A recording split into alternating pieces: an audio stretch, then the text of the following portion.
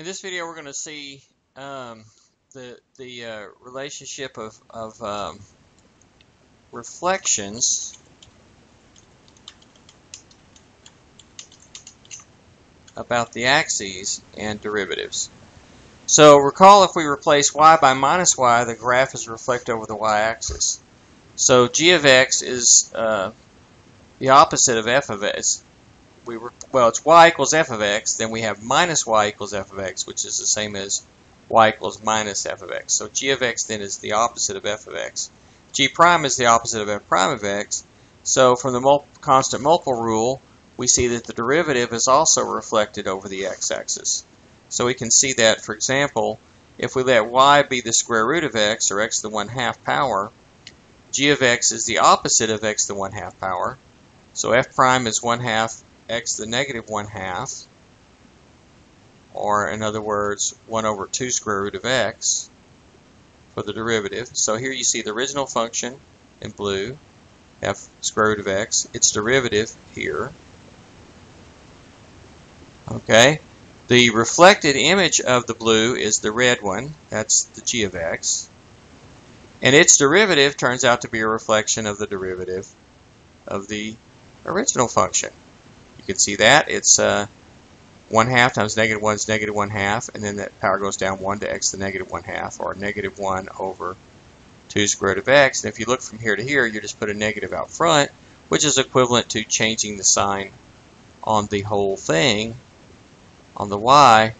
So in fact, the derivative of g is the derivative of f reflected over the x-axis.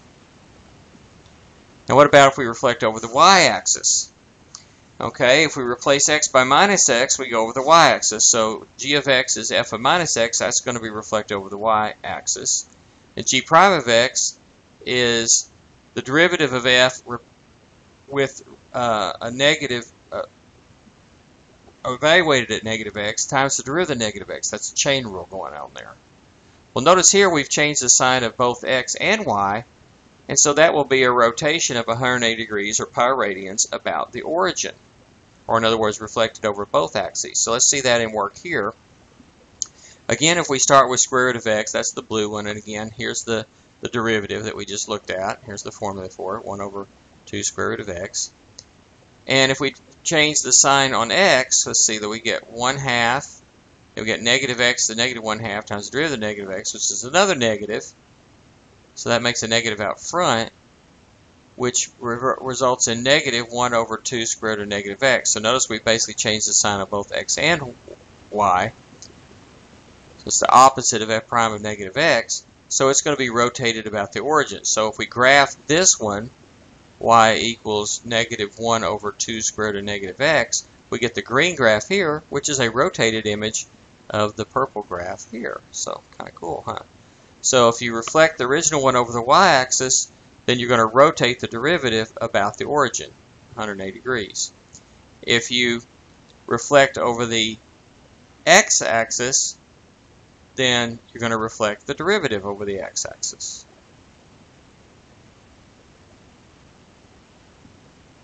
Okay, let's keep going here. Suppose we let f of x equals the square root of x and rotate about pi radians around the origin. What happens to the derivatives? Okay, this is going to be doing both. Okay, let me write that in.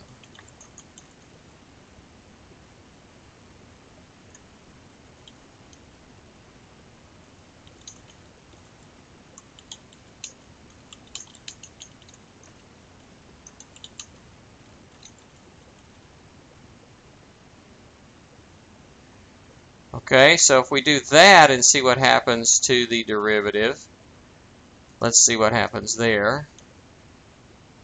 So, so we replace x by minus x and y by minus y. That's the same as saying g of x equals the opposite of f with the opposite of x. Now do a derivative. G prime of x.